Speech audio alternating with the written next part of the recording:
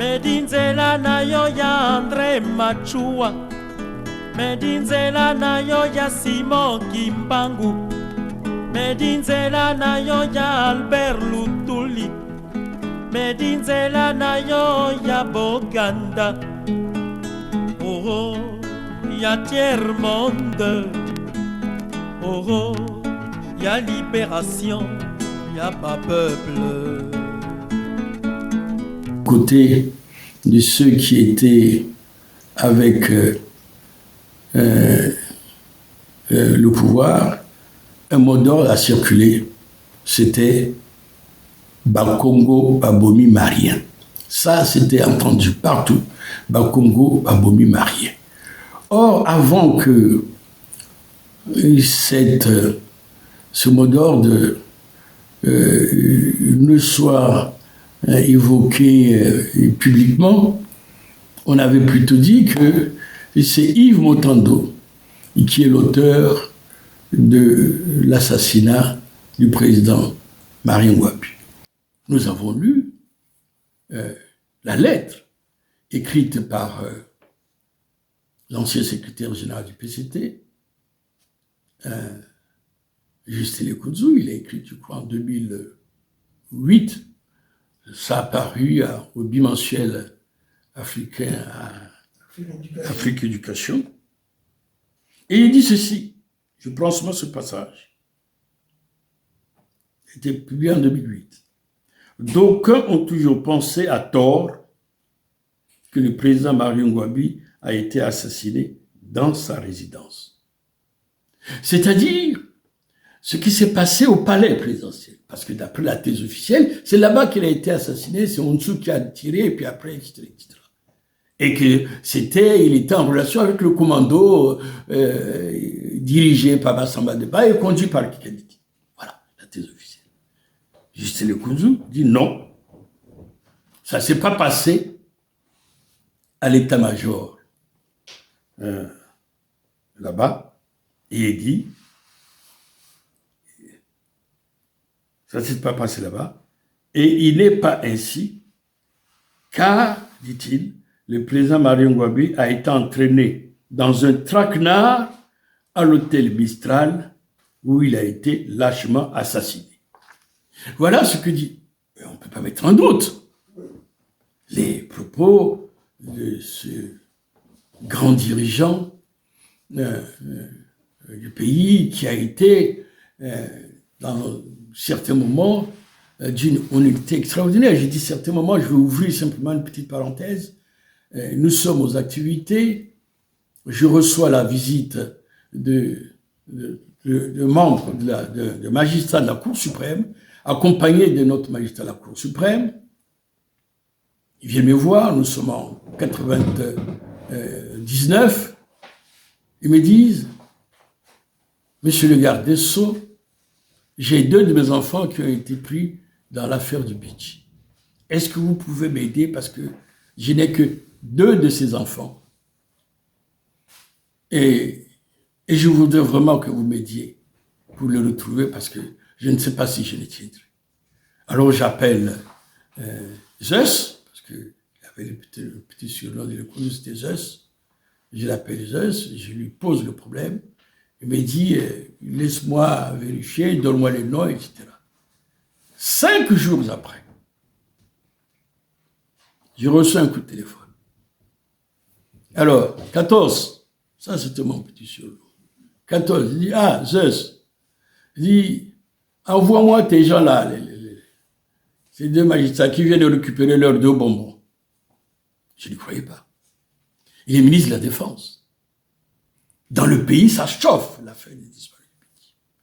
Quand je lui demande, je ne suis pas sûr que... Et je fais venir immédiatement les 2 magistrats de la Cour suprême qui devaient me voir. J'envoie mon chauffeur avec moi, dire, allez-y tout de suite chez le ministre de la Défense. Et c'est Mandjimba, qui était à l'époque directeur du cabinet, Mario Mandjimba. Et quand ils arrivent là-bas, c'est le ministre de la Défense en personne qui le reçoit, qui dit, voilà, c'est vous le papa? Oui, voilà, vos 2 enfants sont là. Est-ce que vous le reconnaissez? Et le magistrat est presque tombé. Il est presque tombé. Ça faisait 6 mois qu'il cherchait les enfants. Quand on lui dit, est-ce que vous le reconnaissez? Il tombe presque. Oui, monsieur le ministre. Oui, mais il se met à pleurer. Et Justin le cousin dit, ne pleurez pas, prenez des enfants, rentrez. Et bien sûr, il accompagne ce geste, une petite enveloppe à chacun des enfants. Il dit, voilà, vous allez aller acheter les bonbons, l'essentiel c'est que vous êtes en vie. C'est extraordinaire, ce monsieur. C'est pas beaucoup de gens qui pouvaient faire des choses comme ça. Et il est ministre de la Défense. Il est ministre de la Défense. Donc, quand le Kunzu dit ça, moi j'y crois. Quand il dit ça, j'y crois parce que je l'ai vu en fonction dans une affaire grave. Il est ministre de la Défense. Il va sortir, je crois qu'il a dû marcher un peu plus par-ci par-là. Il sort ses 2 enfants. Il appelle. Il ne connaît pas ces 2 magistrats. Il ne les connaît pas. Il leur donne les enfants. Ce monsieur, quand il dit que le président Mariam Ngouabi a été entraîné dans un traquenard, moi je crois.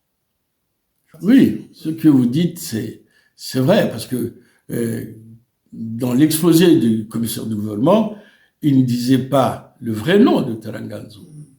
Il disait tout le temps Taranganzio. Donc il avait un dossier avec Ganzio, Abanganzio et Taranganzio. Alors que son nom, tous les papiers, même l'interrogatoire d'identité, c'est Taranganzo. Mais pour lui, ça l'arrangeait. Pourquoi? C'est qu'à un moment donné, après avoir aligné Ganzio, Abanganzio, Taranganzio, c'est à ce moment-là qu'il crie devant tout le monde. Même la Bateke voulait prendre le pouvoir. Donc ça l'arrangeait de décorner le nom de Taranganzo pour que ça puisse refléter les autres noms et afin de lui permettre de raconter son histoire. Même les Bateke voulaient prendre le pouvoir. Sangana biso ezali solo pasi te pamba te ezali likambo ya moto na moto ya memaka kombo na ye nani ye kombo na ye Kongo bongo biso tozali banani bandeko tozali ba Kongole ozala na yo muteke bandeko kombo na yo Kongole ozala na yo Manyanga kombo na yo Kongole ozala na yo Mumboshi kombo na yo Kongole ozala monoko bomitaba kombo na yo Congolais bavile bakuta bakuni bozali ba Congolais mokili na biso esala maboye. Quand je vois David Moutsaka, je discute avec lui et je constate que il y a des choses qui ne marchent pas. À un moment donné, je m'approche du commissaire du gouvernement et je vois qu'il a il reproche à David Moutsaka, au colonel David Moutsaka, bien sûr, d'avoir préparé le coup d'État, comment il se préparait spirituellement, tous les autres. Et il y avait une dizaine de livres. Et je constate que parmi ces livres, il y a un qui m'interpelle et je demande à mon client, il y a des livres qu'on va présenter comme étant ceux qui vous permettaient de vous préparer spirituellement à la prise du pouvoir, et est-ce que vous le connaissez? Les uns après les autres.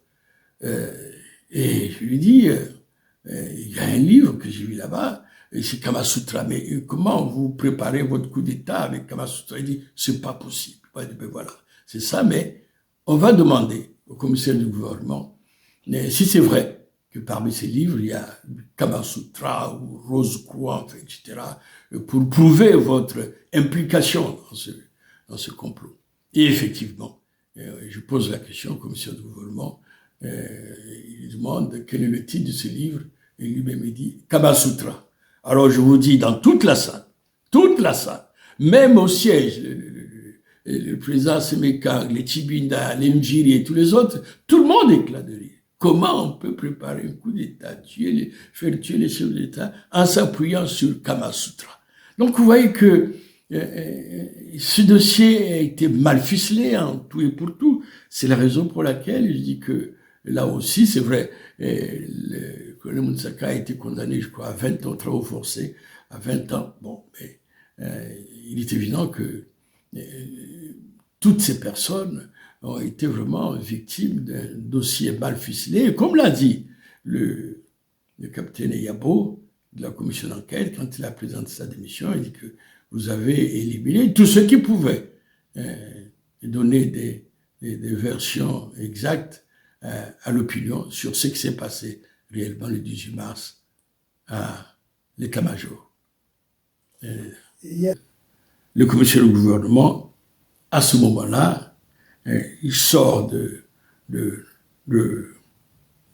ce qu'il pensait de normal, et puis il crie devant tout le monde, je ne mangerai plus les avocats. Parce que toutes les fois que je veux manger un avocat, je veux penser aux mensonges des avocats. Je veux penser aux mensonges des avocats. Alors, moi, je ne mangerai plus jamais les avocats. Mais, regardez, lorsque 2-3 années après, nous avons eu une séance de la cour criminelle à Ouando, c'est-à-dire chez lui, puisqu'on avait des cours criminelles itinérantes, alors que nous étions tous là avec 3-4 avocats commis d'office, il y a une délégation de Ouando qui est arrivée et qui a dit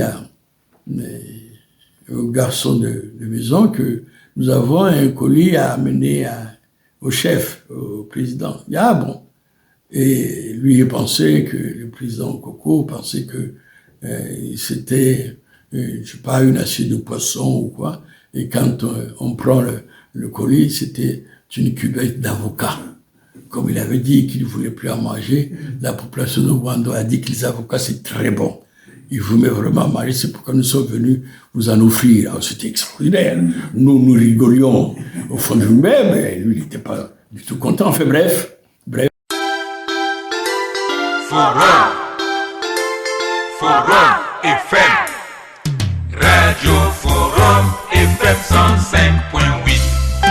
Soyez les bienvenus à la Radio Forum FM.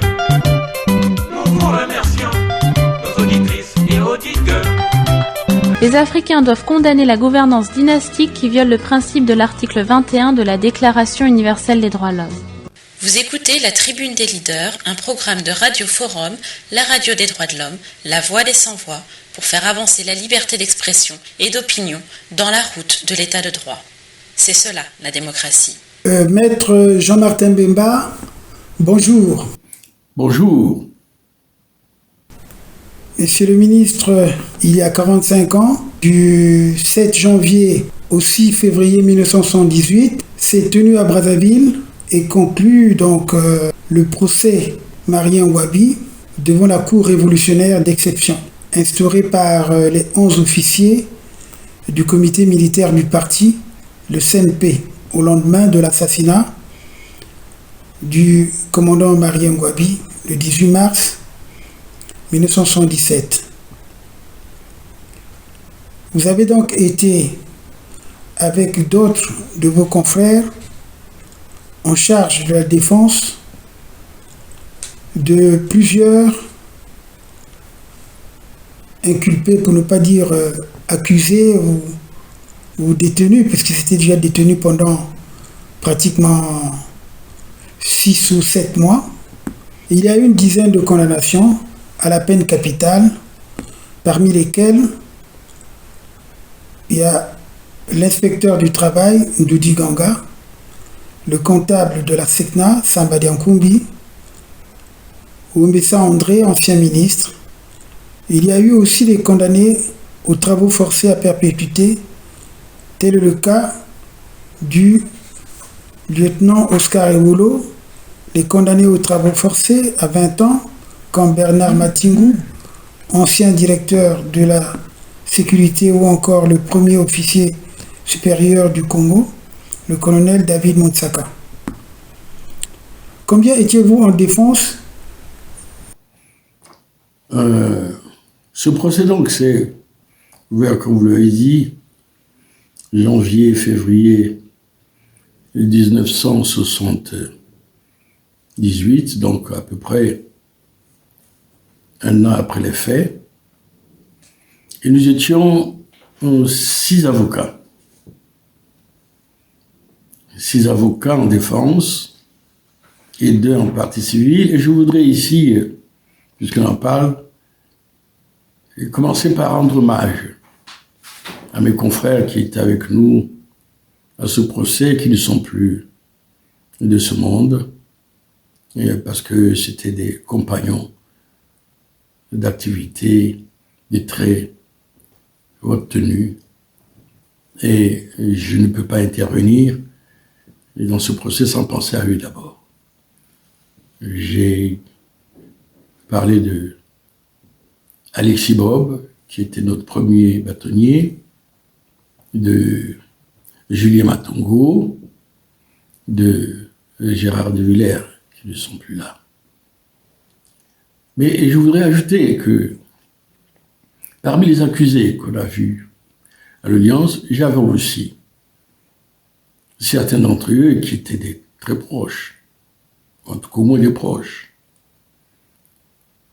Mugunga Ngila, avec qui j'ai fait les lycées techniques, Tahanganzo, qui était pratiquement pour moi un frère, Doudi Kanga, un grand cadre du pays. Bref, il y avait là-dedans des gens que je connaissais très bien, et vous comprenez que dans cet état, c'est difficile de pouvoir assurer la défense des gens que vous connaissez au plus profond d'eux-mêmes.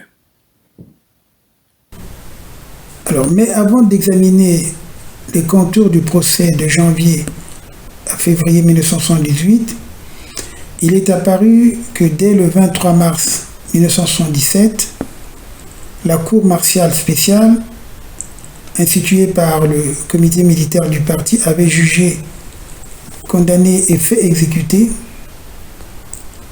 immédiatement un certain nombre de condamnés à la peine capitale, dont le président Alphonse Massamba Deba, les agents de sécurité Onsu, Komo, Elo et le lieutenant Moro.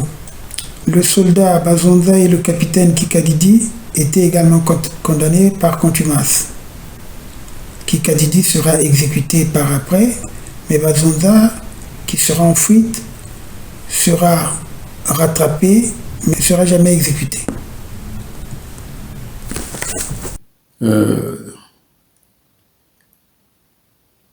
Il y a eu donc ces condamnations à la cour martiale. Nous n'avons pas été personnellement, j'étais pas à la cour martiale, mais nous avons reçu les dossiers à la cour révolutionnaire d'exception et nous avons pu noter et que, outre ceux-là qui ont été condamnés et exécutés, il y avait aussi d'autres.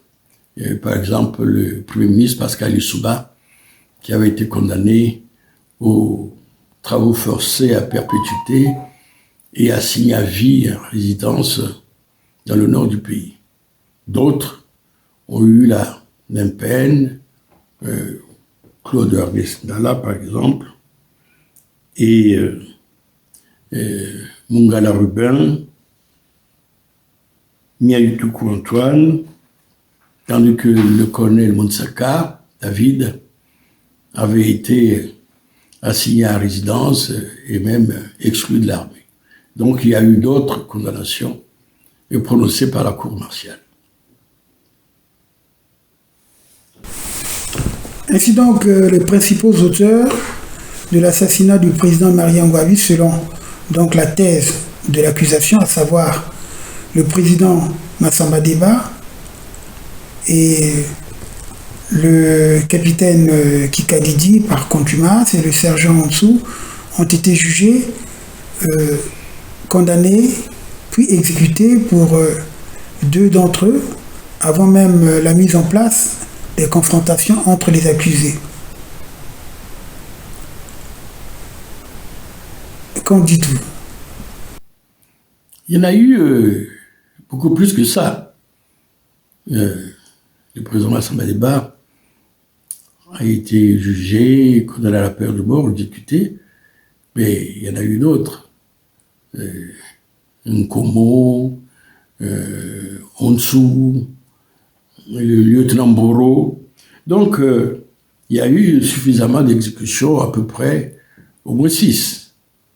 de telle sorte que lorsque ces exécutions sont annoncées par le CMP, ce qu'on appelle au petit matin, il y a eu des réactions même au niveau de la commission d'enquête, puisqu'une commission d'enquête avait été mise en place qui faisait office d'organe d'instruction.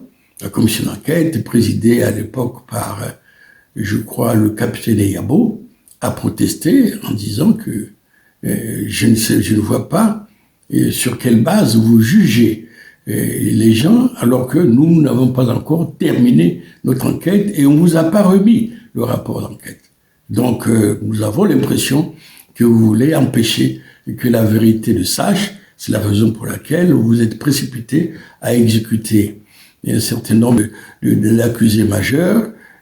En conséquence, je vous présente ma démission et le capitaine Yabo a démissionné de la commission d'enquête pour protester contre cette précipitation opérée par ceux qui dirigeaient la cour martiale.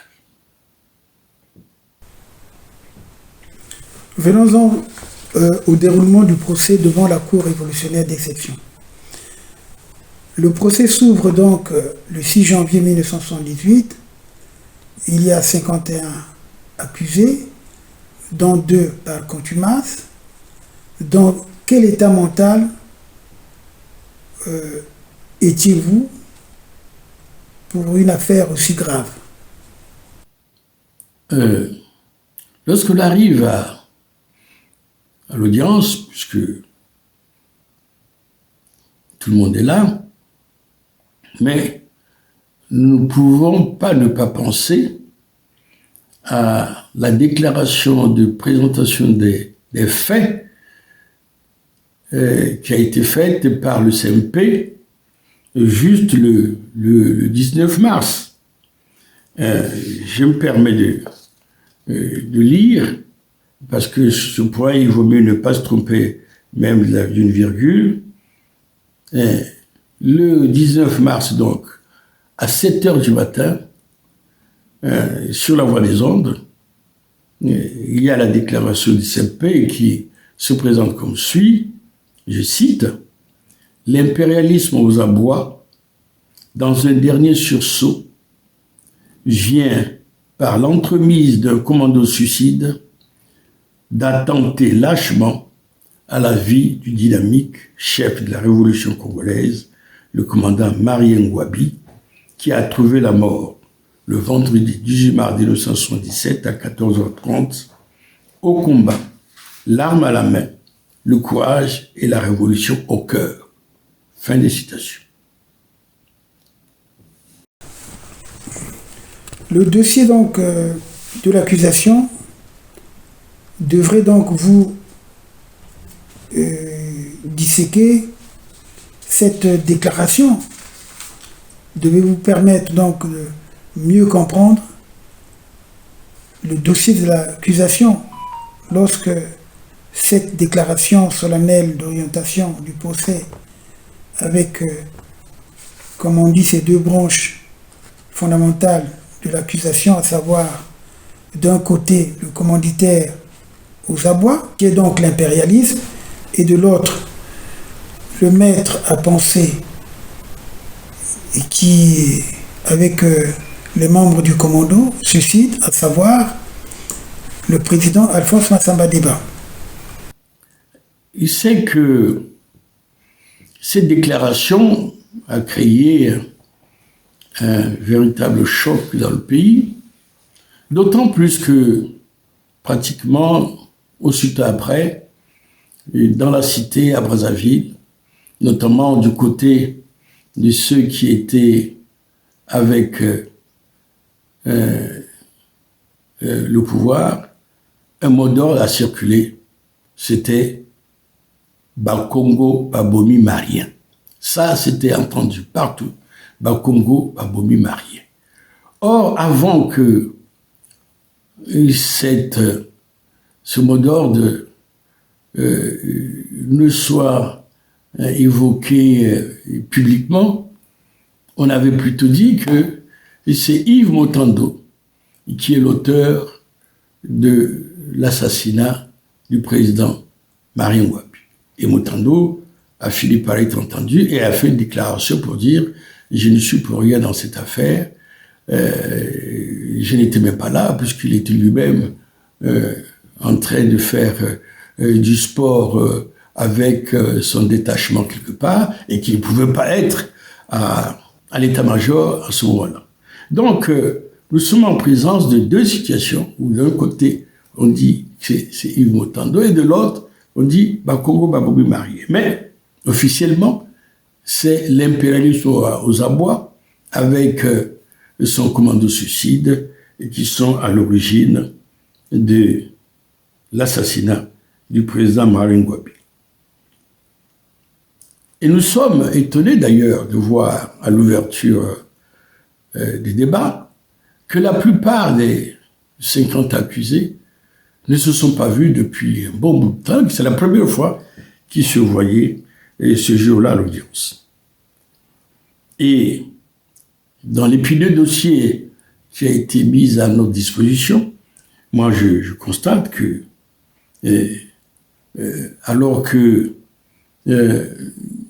tous ceux qui étaient là étaient censés être complices de Massamba Deba ou de Kikadidi, mais nous constatons que dans ce dossier, il n'y a pas de procès-verbaux de confrontation. Ce n'est pas possible qu'on puisse arriver au procès sans qu'il y ait confrontation, en dehors de certaines confrontations tout à fait mineures, mais l'essentiel, il n'y a pas eu confrontation entre, par exemple, Massamba Deba et Mounsaka et tous les autres.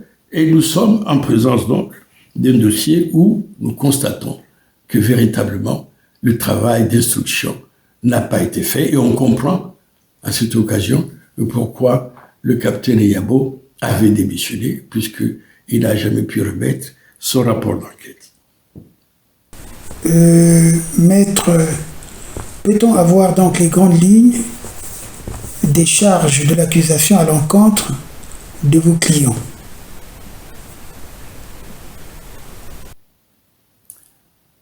Et le dossier que nous présente l'accusation est fondé sur les fameux aveux du président Massamba Deba. Les aveux en question, c'est que, à partir de mi-janvier 1977, le président Massamba Deba a quitté Boko, il est venu s'installer à Brazzaville, il a pris beaucoup de contacts, et de tout genre, Jaco Pango, Tikungango, Pascal Souba, Ndalagra, enfin bref, il a beaucoup de contacts pour savoir ce qui se passe dans le pays. Donc, à partir de ces contacts, il constate qu'il y a incontestablement une situation extrêmement difficile. Et alors, le 1er mars, il adresse une lettre à M. le Président de la République, Mario Ngouabi, où il dégage 3 leçons essentielles de ce qu'il constate dans le pays. 1, le mécontentement général est patent. 2, la situation du président Mario Ngouabi est inquiétante parce que, estime-t-il, d'après les révélations qu'il a reçues de ses prières, parce qu'il prie beaucoup chez lui, et quelquefois avec des jeunes, d'après donc ces révélations, la vie du président Mario Ngouabi est en danger, principalement par certains proches de lui. Et enfin, il finit par dire que dans ces conditions, il vaut mieux que vous démissionnez, parce que dans la situation actuelle, vous ne pouvez pas tenir. Donc c'est cette lettre qu'il envoie le 1er mars au président Mario Ngouabi qui la reçoit et qui réunit un certain nombre de ses collaborateurs, dont certains membres de l'état-major révolutionnaire spécial qui a été mis en place en 1975.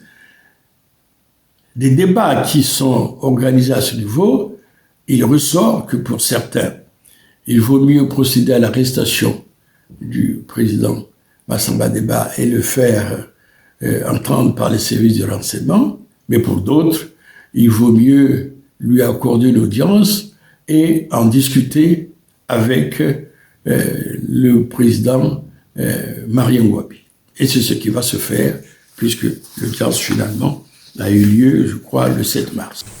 Est-ce constitutif de complot ou de coup d'État par rapport à ce que vous venez de nous relater?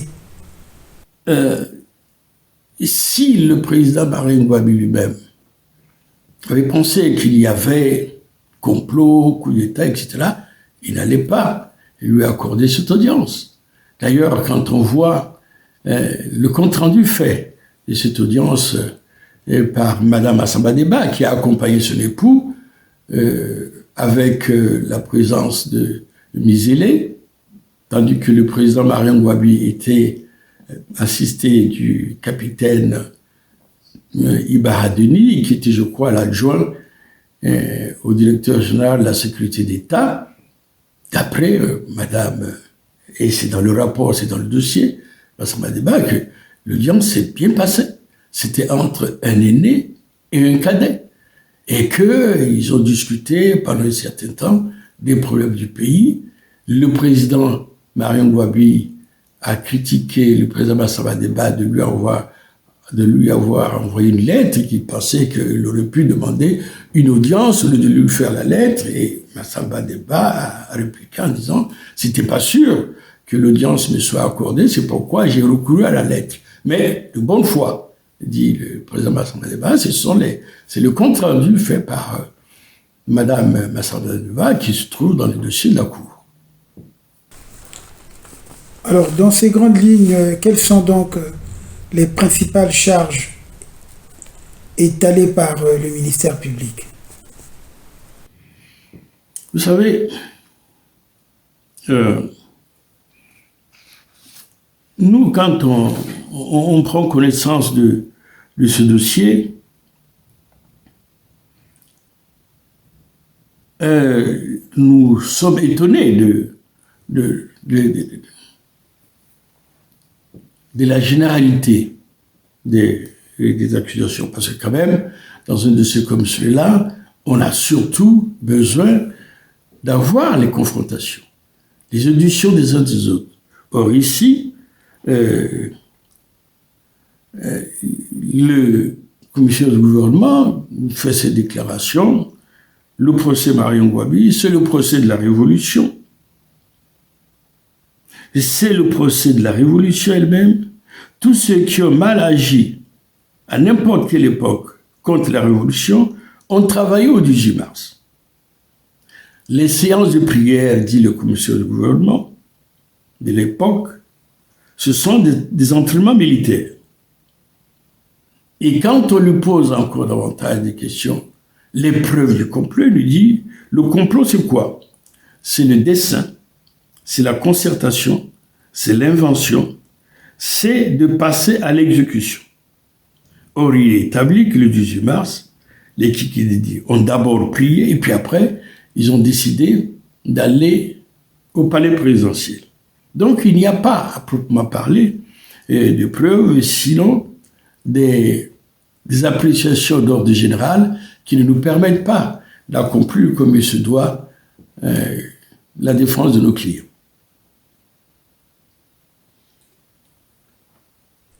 Avez-vous d'autres critiques à formuler en outre au réquisitoire de monsieur le commissaire du gouvernement?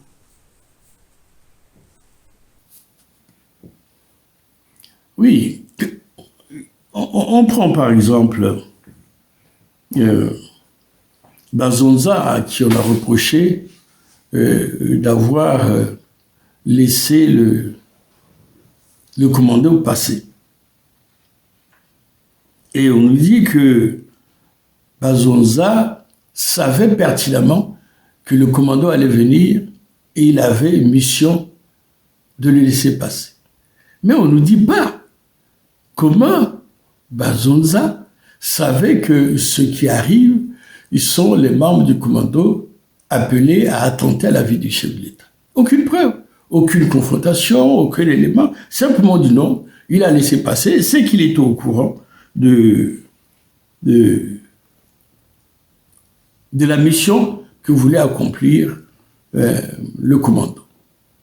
Et puis, si on prend les confrontations entre Ontsou, Nganzio, Taranganzo, on est encore effaré par l'imprécision des charges retenues contre les uns de l'autre. Il y a d'abord les dépositions de Ontsou, qui est un élément de sécurité.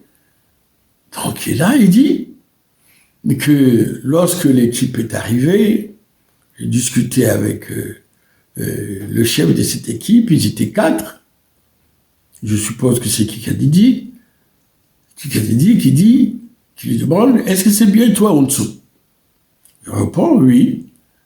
Il dit, oui, mais je viens te voir parce que j'ai reçu la description de ce que tu es par un Nganzio. C'est un Nganzio qui m'a parlé de toi. Est-ce que tu es d'accord sur ce qu'un Nganzio t'a dit?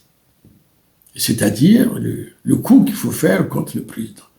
Il dit, oui, je suis d'accord, mais allez un peu doucement. Mais je suis d'accord. Et quand on lui dit combien, puisque c'est donc Nganzio qui a pris contact avec Kikadidi, parce qu'ils allaient venir là-bas, et on lui demande combien Nganzio t'a donné. Il dit non, je n'ai pas reçu un seul centime. On avait seulement convenu que je devais être indemnisé, enfin, je devais être rémunéré après. Donc vous voyez, quand vous êtes en présence de tels propos, vous dites que c'est vraiment de l'amateurisme, on ne peut pas du tout prendre cette affaire au sérieux, dès lors que même Ontsou ne nous dit pas. Et finalement, on laisse Ontsou et Nganzio, on arrive à Taranganzo. Bon, cette fois-ci, Ontsou décharge Nganzio, il se met sur Taranganzo, et celui-ci serait son beau-frère, et il lui a demandé de faire le coup d'abattre le président de la République, moyennant 50 000 francs. Voilà. Je suppose qu'Ontsou gagne un peu plus, et avec les indemnités, que 50 000 francs. Il est donc compris que Ontsou est celui qui a tiré sur le président de la République à partir de la mission qu'il aurait reçue de M. Taranganzo, après avoir dit qu'il a eu la mission, la première, c'était avec M. Nganzio. Et qu'a donc décidé la Cour s'agissant de ceux qui ont été accusés par Ontsou? Nous sommes donc sur un point capital. Parce que d'après le dossier de la Cour, c'est Ontsou qui a tiré sur le président Mario Ngouabi. On ne sait pas si c'est à partir de ces entretiens avec Nganzio, on ne sait pas si c'est à partir de ces entretiens avec Taranganzo. Ce qui est au moins certain, c'est que c'est l'un des deux. Mais le commissaire du gouvernement dit que lui, il estime que Nganzio, c'était des fausses accusations, mais qu'en réalité, le véritable auteur, c'est Taranganzo, d'autant plus qu'il est un dirigeant de la CSC, il a toujours été contre le président Mario Ngouabi. Donc, comme il a dit au début, tous ceux qui ont eu maille à partir avec la révolution, ce sont ceux-là qui ont préparé l'assassinat de Mario Ngouabi. Donc, le commissaire du gouvernement demande la peine de mort à l'endroit de Taranganzo et l'acquittement au bénéfice de Nganzio. La Cour, devant l'insuffisance des charges des uns et des autres, acquitte aussi bien Nganzio que Taranganzo. Oui, vous savez, au niveau de ce procès, si ma mémoire est bonne, le commissaire du gouvernement avait, si vous voulez, faisait chaque fois une confusion entre Taranganzo ou Nganzio et tout. Donc je ne sais pas qu'est-ce qu'il en est. Ah oui. Comment vous avez vécu ça, vous, en tant qu'avocat? Oui, ce que vous dites, c'est vrai, parce que dans l'exposé du commissaire du gouvernement, il ne disait pas le vrai nom de Taranganzo. Il disait tout le temps Taranganzio. Donc, il avait un dossier avec Ganzio, Abanganzio et Taranganzio. Alors que son nom, tous les papiers, même l'interrogatoire d'identité, c'est Taranganzo. Mais pour lui, ça l'a rangé. Pourquoi? C'est qu'à un moment donné, après avoir aligné Ganzio, Abanganzio, Taranganzio, c'est à ce moment-là qu'il crie devant tout le monde. Même la Bateke voulait prendre le pouvoir. Donc, ça l'a arrangé de décorner le nom de Taranganzo pour que ça puisse refléter les autres noms et afin de lui permettre de raconter son histoire. Même les Bateke voulaient prendre le pouvoir. Mais qu'est-ce que cela a fait à la défense d'entendre ce genre de propos? Ce n'est pas seulement la défense, c'est toute la salle. Toute la salle. Et même dans la ville, dans Brazzaville. C'était tellement fort, violent, cruel, d'une expression régionaliste acerbe que le commissaire de gouvernement a eu maille à partir de la cité avec cette expression. Je l'ai entendu même une fois s'expliquer pour dire non, moi je suis pas tribaliste, cette expression, on l'a mal compris. D'ailleurs, parmi mes amis, j'ai pas mal de Batékés, et par conséquent, j'ai été mal compris. Bon, bref, n'empêche que dans l'opinion, un peu partout, c'était vraiment cruel, c'était méchant, c'était d'une suffisance inqualifiable et d'un tribalisme qui n'a pas lieu d'être, qui est acerbe.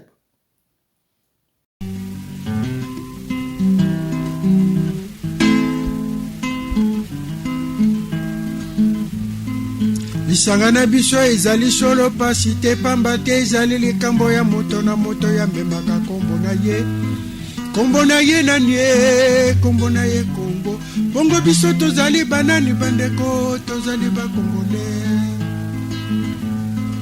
lisanga na biso ezali solo pasi te pamba te ezali likambo ya moto na moto ya memaka kombo na ye nani ye kombo na ye Kongo bongo biso tozali banani bandeko tozali bakongole ozala na yo muteke bandeko kombo na yo kongole ozala na yo manyanga kombo na yo kongole ozala na yo mumboshi kombo na yo kongole ozala monoko bomitaba kombo na yo kongole bavile bakuta bakuni ozali bakongole mokili na biso esala maboye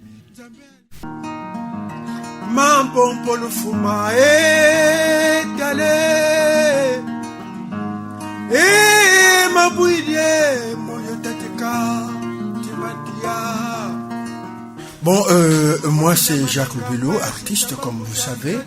Je suis ici à Forum, Radio-Télé Forum, Droits de l'Homme, de Maître Tchassé. Mais moi je vous dis que... Oui, je suis là. Ceux qui pensent que je suis pas là, ben je suis là, à Forum. Et Forum, c'est super. Et passons maintenant aux charges retenues contre les autres accusés. Moi, je voudrais essentiellement parler de ceux que j'ai défendus, puis ceux-là, je connais très bien leur dossier. Prenons le cas de Woloska, qui a été condamné aux travaux forcés à perpétuité. Il lui est reproché d'avoir dégarni la sécurité présidentielle parce qu'il avait amené des éléments au sport. Et qu'après le sport, ils allaient partir et se restaurer aux environs de 14 heures. Donc, la période au cours de laquelle les faits et la cause ont été perpétrés à l'état-major. Donc, on lui fait ce reproche. Vous avez amené les éléments de la sécurité au sport, après, ils sont allés manger, donc vous avez dégarni la sécurité. Mais tous les militaires, tous les policiers font du sport, ils font de l'entraînement militaire, et c'est pour se maintenir, c'est pour assurer leurs conditions physiques. Comment peut-on reprocher à un responsable d'amener son équipe au sport et de les amener se restaurer? Donc, la critique contre le lieutenant Ewolo n'est pas du tout fondée, malgré tout. Il a quand même été condamné aux travaux forcés à perpétuité. Je pense que vous avez dû oublier également les charges retenues contre le grand officier qui a été poursuivi dans cette affaire, à savoir le colonel David Moutsaka, dont vous assurez la défense. C'est exact. Pour moi, quand on parle de David Moutsaka, moi je vois 1963. Vous savez, en 1963, lorsqu'il y a eu ces événements, ce qu'on appelait les 13, 14, 15 août, et vers la fin, le président Yulu, les militaires, David Moutsaka est le chef d'état-major général, avec son cadet Félix Mouzabakani. À un moment donné, il faisait la navette entre l'intersyndicale, qui était composée de la CGAT, CFTC, etc., et le palais présidentiel. Mais à un moment donné, c'est Moutsaka et Félix Mouzabakani qui vont voir le président pour lui dire: Monsieur le Président, la situation n'est plus tenable. Il y a déjà 3 éléments qui ont été tués à la maison d'arrêt par le colonel Jean de la gendarmerie française, parce qu'il faut le dire, c'était la gendarmerie française. Il vaut mieux que vous regardiez la situation en toute responsabilité. C'est à ce moment-là que le président Yulu décide de démissionner. Il leur remet la démission, mais ça se termine correctement. Le président Yulu dit: bon, on a réglé le problème en famille, moi j'ai un peu de champagne, je veux ouvrir le champagne, on va le boire et on va se séparer comme ça. On va se séparer comme ça, et vous allez donc apporter la démission aux responsables syndicaux. Et c'est comme ça que ça s'est passé. Un monsieur qui n'a jamais voulu prendre... Sinon, il aurait pris là. Ils avaient la situation en main. Bon. Donc, quand je vois David Moutsaka, je discute avec lui, et je constate qu'il y a des choses qui ne marchent pas. À un moment donné, je m'approche du commissaire du gouvernement et je vois qu'il a il reproche au colonel David Moutsaka, bien sûr, d'avoir préparé le coup d'État, comment il se préparait spirituellement, tous les autres. Et il y avait une dizaine de livres. Et je constate que parmi ces livres, il y a un qui m'interpelle et je demande à mon client, il y a des livres qu'on va présenter comme étant ceux qui vous permettaient de vous préparer spirituellement à la prise du pouvoir, et est-ce que vous les connaissez? Donc les uns après les autres. Et je lui dis, il y a un livre que j'ai vu là-bas, et c'est Kama Sutra, mais comment vous préparez votre coup d'État avec Kama Sutra? Il dit, c'est pas possible. Je dis, ben voilà, c'est ça, mais on va demander au commissaire du gouvernement, mais si c'est vrai que parmi ces livres, il y a Kama Sutra ou Rose Croix, etc., pour prouver votre implication dans ce complot. Et effectivement, je pose la question au commissaire du gouvernement, il demande quel est le titre de ce livre, et lui-même il dit Kama Sutra. Alors je vous dis, dans toute la salle, même au siège, le président Semekang, les Tchibinda, les Mjiri et tous les autres, tout le monde éclate de rire. Comment on peut préparer un coup d'État, faire tuer les chefs d'État en s'appuyant sur Kama Sutra? Donc vous voyez que ce dossier a été mal ficelé en tout et pour tout. C'est la raison pour laquelle je dis que là aussi, c'est vrai, le colonel Moutsaka a été condamné, je crois, à 20 ans de travaux forcés, à 20 ans. Bon, mais il est évident que toutes ces personnes ont été vraiment victimes d'un dossier mal ficelé. Comme l'a dit le capitaine Yabo de la commission d'enquête, quand il a présenté sa démission, il dit que vous avez éliminé tous ceux qui pouvaient donner des versions exactes à l'opinion sur ce qui s'est passé réellement le 18 mars à l'état-major. Il y a aussi une position du colonel Moutsaka dans la salle lorsque on a parlé de ce livre de Kama Sutra qu'on connaît très bien. C'est quand même un livre plus ou moins érotique. Mais quelle a été votre réaction en voyant le colonel dans une posture qui a fait, si vous voulez, rigoler la salle? Mais le colonel, pour lui, c'était une victoire.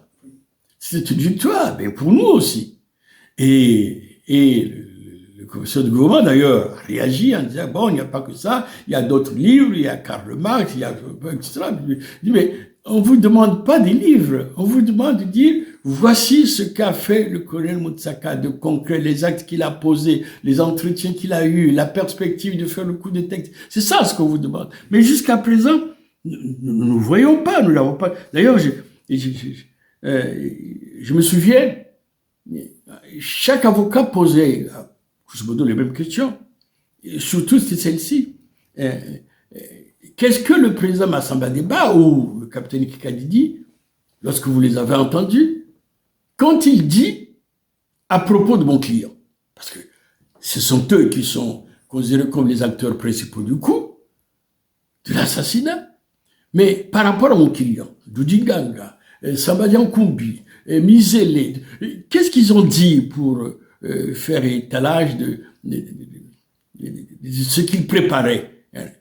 Mais je me souviens, la réponse du commissaire du gouvernement, c'était, vous voyez ces agendas, vous voyez ces prières. Et alors, souvent, on répliquait, mais nous ne voulons pas regarder les prières, nous ne voulons pas regarder les agendas, nous voulons des preuves, des liens de complicité, des preuves de confrontation. Comment une prière peut-elle tuer, monsieur le commissaire du gouvernement?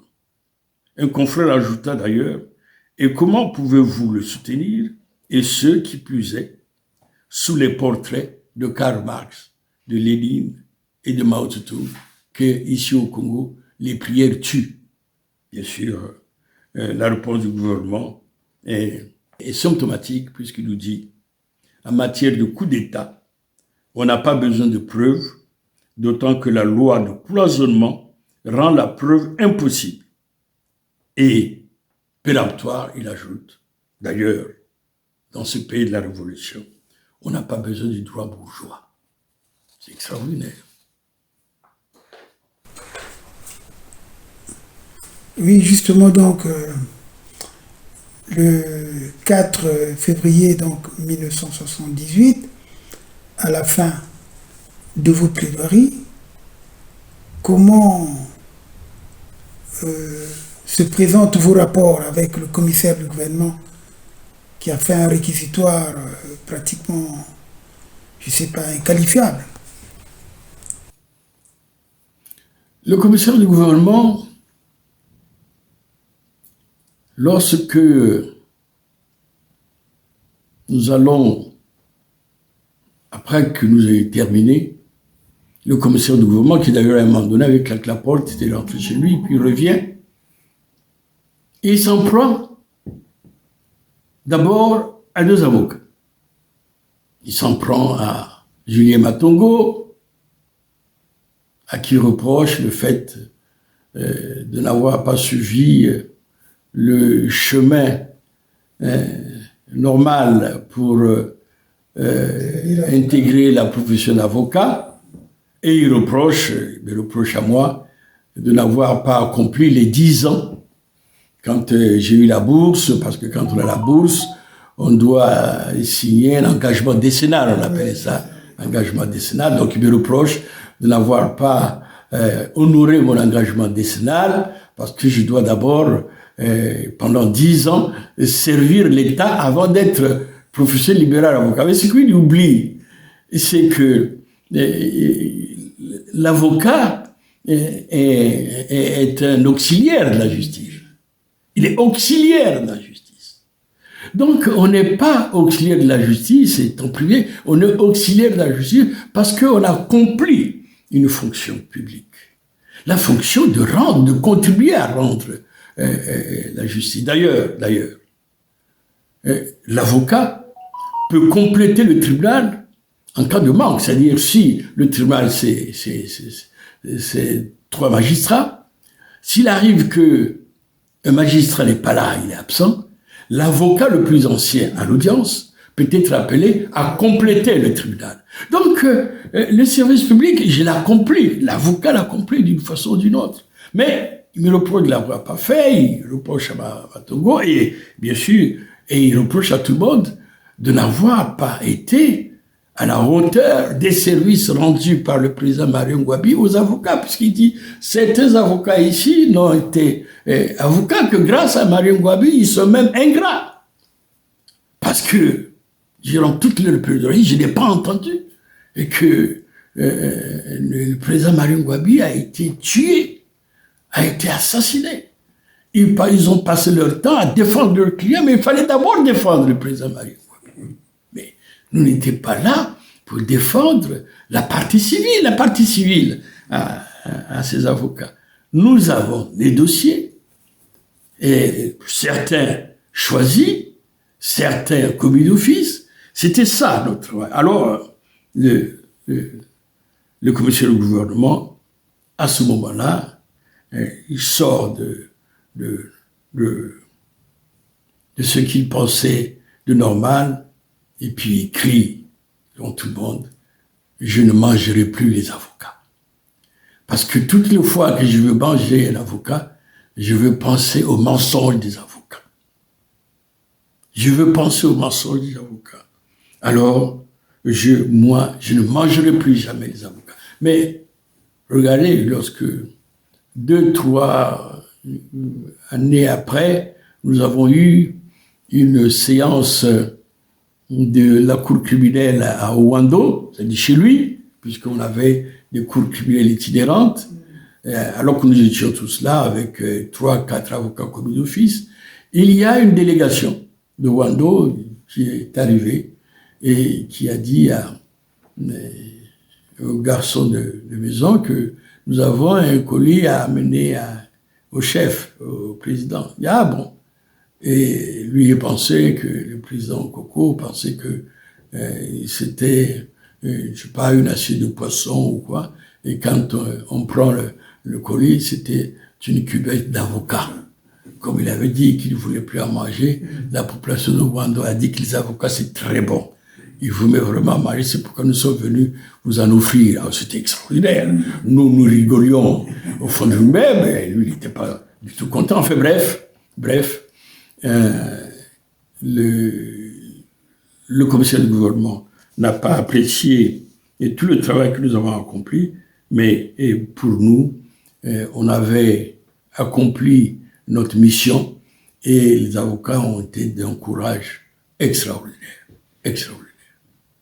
Malgré les menaces, les menaces, bon, pas aussi directes que ça, parce qu'il faut reconnaître que la Cour nous a suivis, la Cour nous a entendus. La preuve, c'est que toutes les peines de mort demandées n'ont pas du tout été admises, puisque, je vous l'ai dit, Taranganzo et d'autres ont été acquittés. Oui, avant donc de conclure notre émission, je voudrais quand même demander votre opinion par rapport à ce qu'a dit l'ancien commissaire du gouvernement à la conférence nationale. Parce que ça, c'est très important également à dire. Bon, en tout cas, vous avez la parole pour nous édifier, compte tenu de l'état d'esprit du commissaire du gouvernement à l'époque. et ce qu'il a fait également à la conférence nationale. Oui, c'est pourquoi nous, qui avons été à la défense de nos clients, bien sûr, devant la charge, le dossier que nous avons fait ce qu'on pouvait faire. Certains ont été acquittés, et d'autres condamnés à des travaux forcés à perpétuer, d'autres attendent, d'autres la peine de mort. Mais c'est que par la suite, nous avions raison. Nous avions raison déjà à partir de la démission du capitaine Eyabo, qui dit quand même que je ne comprends pas que la Cour de sûreté spéciale, la Cour martiale spéciale, ait pu condamner des gens avant même qu'ils n'aient lu nos rapports d'instruction. Donc il démissionne. Mais par la suite, vous avez parlé de la conférence nationale. Et effectivement, cette conférence nationale, des gens ont parlé, mais surtout ce qui nous intéressait, c'était l'intervention du commissaire du gouvernement de l'époque. Qu'est-ce qu'il dit? Il dit, j'ai noté quelque part, il dit, j'ai écouté un certain nombre de gens dans cette salle, mais surtout, quand on a mis la main sur Kikadidi, j'ai été voir les documents saisis sur Kikadidi. Il dit, d'autant plus que Kikadidi suivait le procès à la radio et à la télé. Et chaque fois, il prenait des notes, il a noté. Et le commissaire du gouvernement d'alors dit ceci, qu'il a pu noter ce passage dans le manuscrit de Kikadidi qui dit ceci, moi, Kikadidi, je suis bien allé à l'état-major avec mon commando. Je suis allé, c'est parce que j'avais l'accord du ministère de la Défense et des contacts avaient été pris avec le président Massaba Deba, lui donnant les assurances qu'il ne se passerait rien et qu'en arrivant à la présidence du chef de l'État, on ouvrirait la porte pour aller jusqu'au perron. L'ancien commissaire du gouvernement poursuit. Les documents de Kikadidi m'ont permis de comprendre comment ça s'est passé. Le CMP a éliminé précipitamment tout ce qui pouvait éclaircir le peuple congolais. Donc, voici le commissaire du gouvernement qui, en 1978, a requis peine de mort, travaux forcés. C'était une kyrielle de décisions extraordinaires qui vient. Quelques dizaines d'années après, pour dire non, je m'étais trompé. D'ailleurs, il dit, c'est pas moi qui ai jugé. Moi, je n'ai pas jugé, c'est Asemekank, c'est Njiri, c'est Tibida, c'est Eyeni, c'est eux qui ont jugé. Donc, c'est eux qui ont condamné. Ils ont condamné des innocents. Moi, c'est vrai que j'ai requis, mais ils n'étaient pas obligés de me suivre. C'est eux. S'il y a des comptes à demander, ça à eux. Moi, j'ai requis, mais la preuve, c'est qu'ils ne m'ont pas suivi partout. Il y en a qui ont été acquittés, etc. Mais, en plus du commissaire du gouvernement d'alors, nous avons lu la lettre écrite par l'ancien secrétaire général du PCT, Justin Lekouzou. Il a écrit, je crois, en 2008. Ça a paru au bimensuel africain à Afrique Éducation.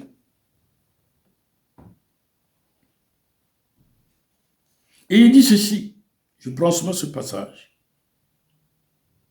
C'était publié en 2008. D'aucuns ont toujours pensé à tort que le président Mario Ngouabi a été assassiné dans sa résidence.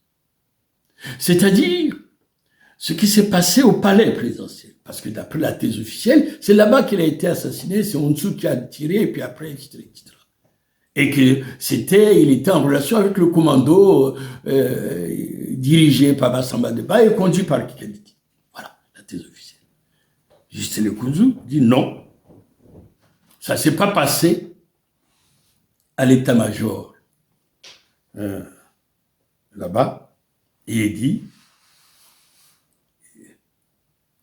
ça ne s'est pas passé là-bas. Et il n'est pas ainsi, car, dit-il, le président Mario Ngouabi a été entraîné dans un traquenard à l'hôtel Mistral où il a été lâchement assassiné. Voilà ce que dit.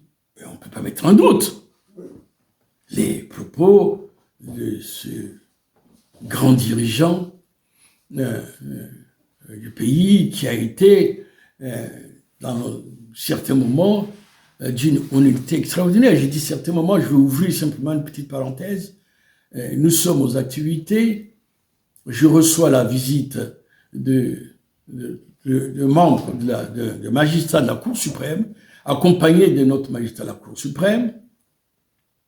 Ils viennent me voir, nous sommes en 99. Ils me disent, Monsieur le garde des Sceaux, j'ai 2 de mes enfants qui ont été pris dans l'affaire du Beach. Est-ce que vous pouvez m'aider parce que je n'ai que 2 de ces enfants. Et je voudrais vraiment que vous m'aidiez pour le retrouver parce que je ne sais pas si je les tiendrai. Alors j'appelle Zeus, parce qu'il avait le petit surnom de l'école, c'était Zeus. Je l'appelle Zeus, je lui pose le problème. Il me dit, laisse-moi vérifier, donne-moi les noms, etc. 5 jours après, j'ai reçu un coup de téléphone. Alors, 14, ça c'était mon petit surnom. 14, il dit, ah, Zeus, il dit, envoie-moi tes gens là, ces 2 magistrats qui viennent de récupérer leurs 2 bonbons. Je n'y croyais pas. Il est ministre de la Défense. Dans le pays, ça chauffe, l'affaire des disparus. Quand je lui demande, je ne suis pas sûr que... Et je fais venir immédiatement les 2 magistrats de la Cour suprême qui étaient venus me voir. J'envoie mon chauffeur avec moi, allez-y tout de suite chez le ministre de la Défense. Et c'est Mandjimba, qui était à l'époque directeur du cabinet, Mario Mandjimba. Et quand ils arrivent là-bas, c'est le ministre de la Défense en personne qui le reçoit, qui dit, voilà, c'est vous le papa? Oui, voilà, vos 2 enfants sont là. Est-ce que vous le reconnaissez? Et le magistrat est presque tombé. Il est presque tombé. Ça faisait 6 mois qu'il cherchait les enfants. Quand on lui dit, est-ce que vous le reconnaissez? Il tombe presque. Oui, monsieur le ministre. Oui, mais il se met à pleurer. Et Justin Lekuzu dit, ne pleurez pas, prenez des enfants, rentrez. Et bien sûr, il accompagne ce geste, une petite enveloppe à chacun des enfants. Il dit, voilà, vous allez aller acheter les bonbons, l'essentiel c'est que vous êtes en vie. C'est extraordinaire, ce monsieur. C'est pas beaucoup de gens qui pouvaient faire des choses comme ça.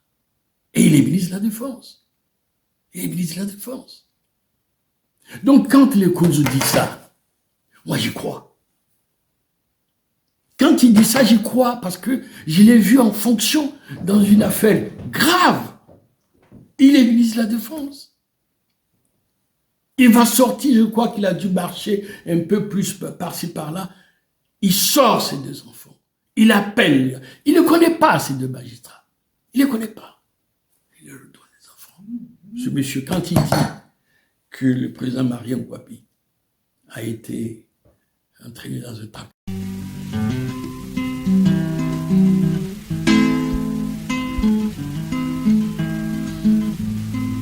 lisanga na biso ezali solo pasi te pamba te ezali likambo ya moto na moto ya memaka kombo na ye kombo na ye nani ye kombo na ye Congo bongo biso tozali banani bandeko tozali bakongolais.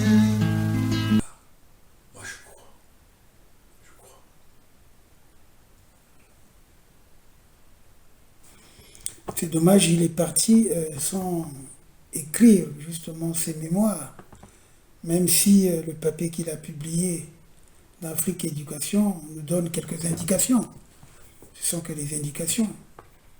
Parce que même à la sortie de cet article, il y avait sa femme Émilienne qui voulait engager des poursuites parce qu'il pensait que son mari était dans une certaine inconscience.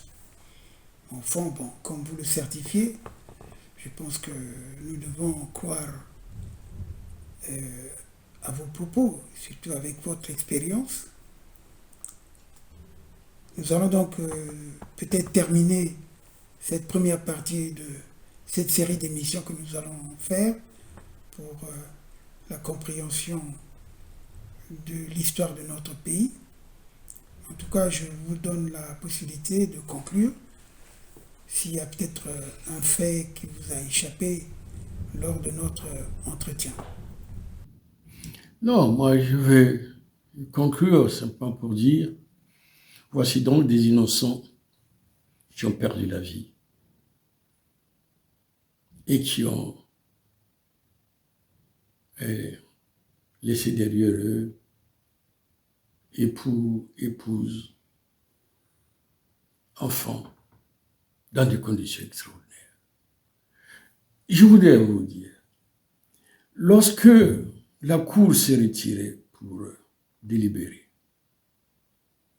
nous attendions donc la décision de la Cour et j'ai discuté avec Alexis Bob, maître Alexis Bob.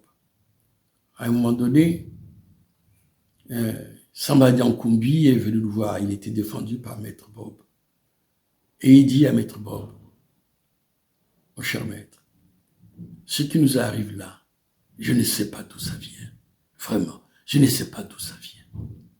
Mais je ne suis pas le seul. Les Doudigang et autres, on se demande, mais d'où ça vient? Alors, puisqu'on a demandé contre moi la peine de mort, si jamais elle est acceptée, donc je vais être exécuté, je voudrais, maître, que le procès que vous suivez pour moi contre la SECNA, parce qu'il était comptable à la SECNA, contre la SECNA, c'est un procès pour réévaluation de carrière, je suis sûr qu'on va gagner ce procès. Les indemnités qui vont nous être accordées, maître, vous les prenez, vous les donnez à mes enfants et à mon épouse, et vous leur dites, je ne m'attendais pas à ce qui m'arrive là, à ce qu'on m'annonce. Il n'y a que ça, finalement, que je vous laisse. Prenez ces indemnités et faites-en bon usage. Maître, dites ça à ma famille. Mais vous savez, quand Sambadi Nkumbi s'est retiré, nous sommes restés tous les deux avec Maître Bob pendant au moins une dizaine de minutes. On était incapables de nous échanger les propos parce que nous voyons que celui qui venait de nous quitter était un innocent qui va peut-être être exécuté. Et ça nous a fait mal. Il a été effectivement exécuté. Voyez-vous, c'est ce genre de procès. Vous ne sortez pas... non, vous sortez avec beaucoup de blessures. Avec beaucoup de blessures. Et je me rappelle encore Gérard de Villers qui défendait, entre autres, les Taraganzo, qu'il connaissait très bien, puisque à force de me fréquenter, il a fini par le connaître. Et quand on a prononcé, alors qu'on avait demandé contre la peine de mort, on a prononcé l'acquittement, et Taraganzo a sauté sur De Villers, tous les deux sont tombés parce qu'ils ne s'attendaient pas à ça. Et De Villers me dit, tu sais Jean-Martin, plus jamais je ne plaiderai pour ce genre de procès et pour quelqu'un qu'on connaît, parce que tu te sens tellement lié à son sort qu'à un moment donné, tu n'es plus maître de toi. Plus jamais pour quelqu'un que je connais, je ne prendrai ce genre de dossier. Je n'aurais pas dû prendre ce dossier parce que j'ai passé un mois de souffrance parce que tout le temps je me disais, et si Faustin était condamné à la peine de mort, ça voulait dire que je n'ai pas fait grand-chose pour le sauver. Tu vois ce que je veux porter toute ma vie. Tu sais, ce procès, on vit des moments, entre avocats, des moments très difficiles, très difficiles, très difficiles. Et ça ne vous quitte pas. Moi, j'ai toujours les images de Doudi Ganga. Doudi Ganga, c'était un Brazzavillois pur sang, enfin, on le connaît à l'administration du travail, brillant garçon. Et quand vous plaidez pour lui, et puis après, c'est la peine de mort, vous dites non. Jean-Pierre, moi je ne l'appelais pas Doudi Ganga, je l'appelais Jean-Pierre. C'est des moments, c'est des procès très difficiles, très difficiles, très difficiles. Il reste des choses très fortes parce que vous êtes convaincus que c'est des innocents qu'on va exécuter. Et, mon Dieu, le commissaire du gouvernement à la conférence nationale nous a donné raison. L'ancien secrétaire général du PCT, Justin Lecouz, nous a donné raison. Ça au moins. Et pour les familles, bon, il faut en tenir compte. Et puis surtout, le président Massamba Deba, la famille n'a pas encore reçu le reste mortel. Toujours pas le reste mortel. Comme d'ailleurs, avant-hier, un peu plus tôt, Joseph Poibo, notre premier président de la Cour suprême, la famille attend toujours le reste mortel. Quand est-ce que tout cela va être fait? Quand est-ce qu'on va au moins rendre ça à la famille? C'est extraordinaire. C'est des choses qui nous touchent au plus profond. Voilà ma conclusion. Oui, je vais peut-être rebondir sur un point. Vous allez peut-être m'excuser, cher maître, cher aîné, monsieur le président. Par rapport à ce que vous avez dit, qui est assez émouvant, parce que nous avons vécu là un scénario dramatique, mais à la conférence nationale, a-t-on pensé à la réparation, aux indemnisations des familles, puisque c'est prouvé que c'était les innocents? C'est vrai, nous étions tous à la conférence nationale.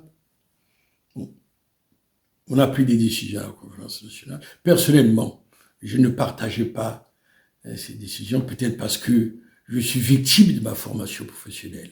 J'estime que lorsqu'il s'agit d'allouer des indemnités à des gens, sauf si les deux parties se mettent d'accord, parce que les deux parties, litiges privés, peuvent se mettre d'accord pour s'attribuer.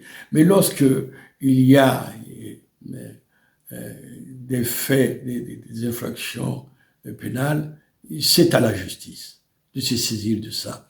Et avec sa technique, et sa compétence, tout ce qu'il sait, de déterminer le montant des indemnités. À la conférence, on avait pensé faire autre chose. Bon, c'était l'opinion de la conférence. Nous étions tous conférenciers. On a dit oui, mais je pense que c'était difficile à la conférence, puisqu'on avait abordé le problème, d'arriver au niveau des indemnités. Mais moi, je pense que la première des choses à faire, c'était d'abord de laver l'honneur des personnes qui étaient juges. C'était pas d'abord une affaire d'argent, c'est laver leur honneur, dire qu'ils sont innocents. C'est ça, ils sont innocents. C'est pas de dire que c'est un tel qui est responsable. Moi, ça, comme avocat, ça ne m'intéresse pas de savoir qui est responsable. Moi, comme avocat, ce qui m'intéresse, c'est qu'on dise mon client est innocent. Je suis venu à ce procès pour ça, pour plaider pour mes clients, dire qu'ils sont innocents. Ils n'ont rien fait, ils ne sont pas dans cette affaire. Maintenant que le ministère public reprenne sa procédure, désigne un juge d'instruction qui va chercher les auteurs, ça c'est leur affaire. Mon affaire à moi, c'est l'innocence. Et ici, demain, il y a des choses que doivent faire, on se battra pour, cette fois-ci, démontrer, quel que soit le moment, l'innocence de ces gens et puis leur rendre leur honneur. Bon, mais merci, cher maître et monsieur le président, pour le temps que vous avez consacré pour nous faire part de votre réflexion par rapport à ce procès qui a coûté la vie à plus de 11 personnes et également des familles qui ont été brisées, des carrières interrompues, les enfants rendus orphelins, il y a des veuves. En tout cas, je ne sais pas quoi vous dire. Nous pouvons peut-être terminer là. Absolument. Absolument. Je pense qu'on a fait le tour de la question. Et puisque le dossier n'a pas été clôturé comme il se doit, on verra bien par la suite quel itinéraire on devrait emprunter pour que les vœux qui nous sont les plus chers soient exaucés. Ok. Merci beaucoup. Oui.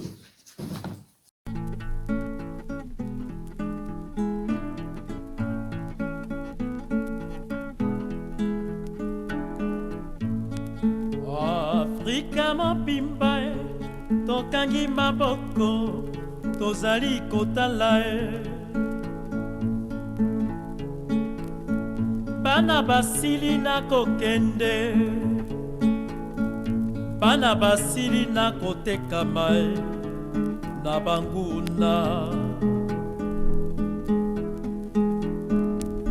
tolati mokuya ata maloba te Congo na panafrika baleli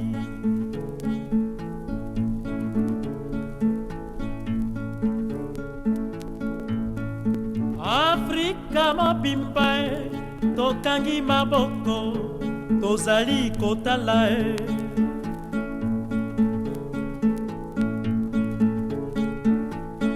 bana basili na kokende bana basili na kotekama na banguna tolati mokuya ata maloba te Congo na panafrika baleli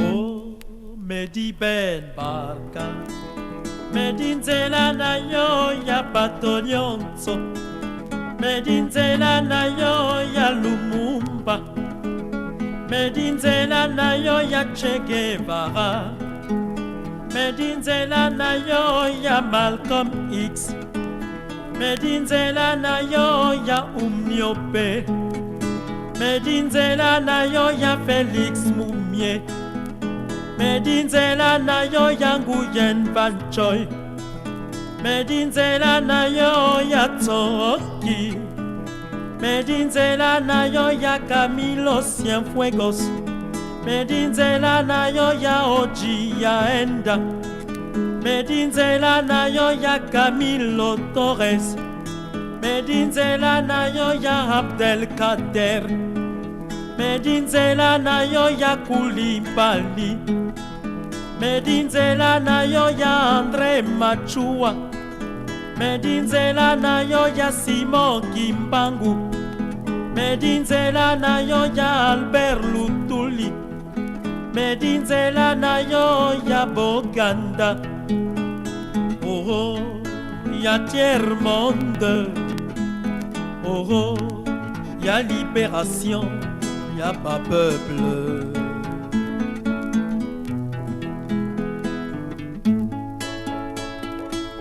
Un vieux que je considère toujours jeune m'a dit un jour Mon petit, tout homme doit mourir un jour Mais toutes les morts n'ont pas la même signification